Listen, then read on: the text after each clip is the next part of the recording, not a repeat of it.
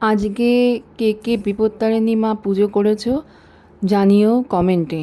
আজকে আমি উপোস করেছি। বিপত্তারিণী পুজোতে তো অনেক নিয়ম কানুন আছে। 13টা লুচি খেতে হয়, 13 রকমের ফল, 13টা ফুল দিয়ে পুজো দিতে হয়, পান সুপারি তো লাগেই। তা আমি মোটামুটি মন্দিরে গিয়ে পুজো দিয়ে এসেছি।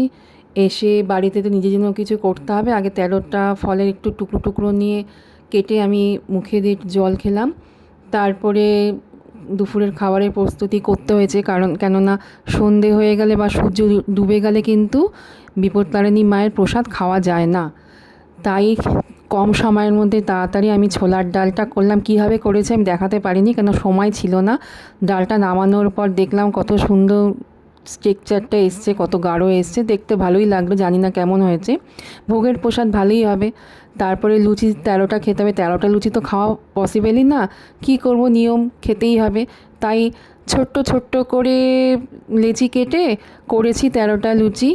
সাথে পুজোর মিষ্টি একটা ছিল, ওই মুখে দিয়েছি, দিয়ে জল খেয়েছি। আর তো সারাদিন কিছু খেতে পারবো না, আজকে কিছু খেতে মানে খাওয়ার নিয়ম নেই আর। সারাদিন এই খেয়েই থাকতে পারে। তো আমি 3টে সাড়ে 3টের মধ্যে তাড়াতাড়ি করে একা হাতে তো কুটে বেছে সব কিছু করেছি।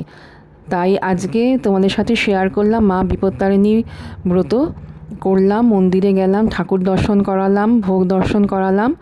ভোগ দর্শনে দুর্ভোগ কাটে। সবাই দর্শন করো। জয় মা বিপত্তারিণী। সবার মঙ্গল করো মা গো, সবাইকে ভালো রেখো, সুস্থ রেখো, সবার বিপদ কাটিয়ে দাও মা তুমি। এই আজকের ব্লগটা আমি এখানেই শেষ করছি। অনেক দিন পর একটা ব্লগ নিয়ে এসেছি, যে আশা করি তোমাদের ভালো লাগবে।